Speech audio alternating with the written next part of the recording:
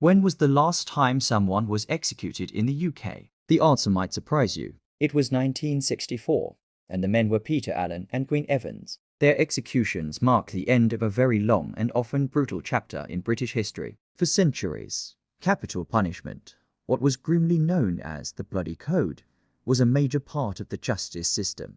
In the 18th and 19th centuries, you could be hanged for over 200 different crimes, some as minor as stealing a loaf of bread or poaching a rabbit. Public executions were huge spectacles, drawing massive crowds. The idea was to deter others, but often they turned into rowdy, festival-like events. So, what changed? How did a country with such a long history of capital punishment decide to abolish it completely? The story of abolition isn't a single event, but a slow, gradual shift in public and political opinion that took place over more than a century. The first real seeds of change were sown in the early 19th century. Reformers like Sir Samuel Romilly began arguing passionately in Parliament that the sheer number of capital offences was not only inhumane, but also ineffective. Juries were often reluctant to convict people for minor crimes if they knew the mandatory sentence was death. They'd rather let a guilty person go free than send them to the gallows for something trivial. This made the law look inconsistent and weakened its authority. Thanks to these efforts, the number of capital crimes was drastically reduced throughout the 1830s and 1840s.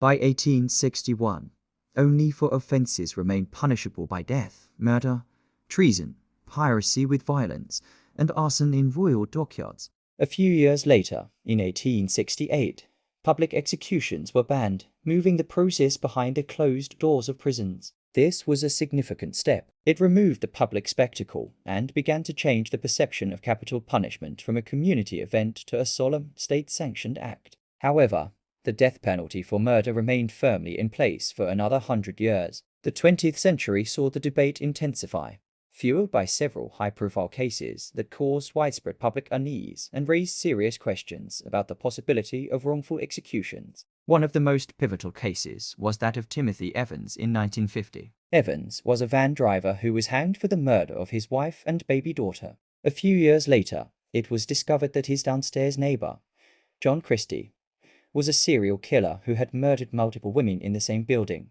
including, most likely, Evans's family. Evans was posthumously pardoned, but the case left a permanent stain. It was a terrifying, real-life example of the state executing an innocent man. The irreversible nature of the death penalty was laid bare for everyone to see. Another hugely influential case was that of Derek Bentley in 1953. Bentley was a 19-year-old with learning difficulties who was involved in a warehouse break-in with a 16-year-old accomplice, Christopher Craig. When they were cornered by police, Craig shot and killed a police officer. During the confrontation, Bentley allegedly shouted, "Let him have it, Chris." The prosecution argued this was an instruction to shoot. The defense claimed it meant give him the gun because Craig was underage. He couldn't be executed. So, Bentley, who hadn't fired the gun, was sentenced to death and hanged. The case sparked a huge public outcry. The phrase, "let him have it," became a symbol of the perceived injustice and inflexibility of the law. These cases,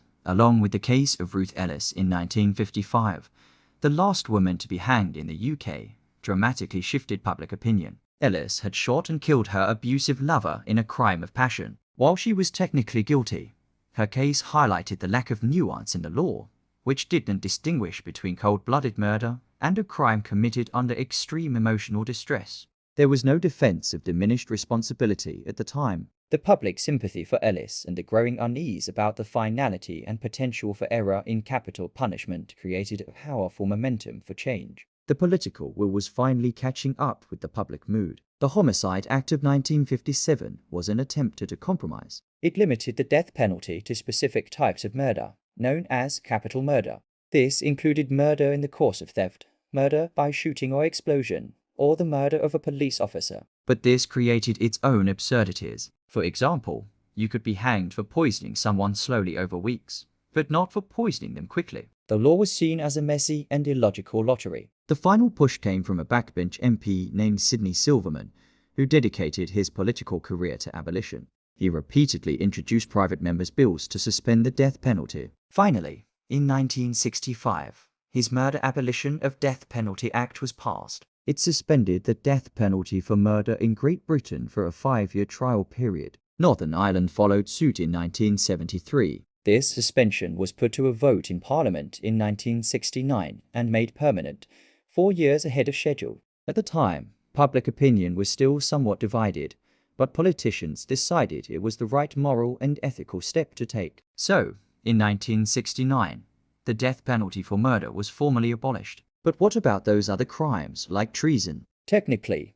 the death penalty remained on the statute books for things like treason and piracy with violence for several more decades. However, it was never used after 1964.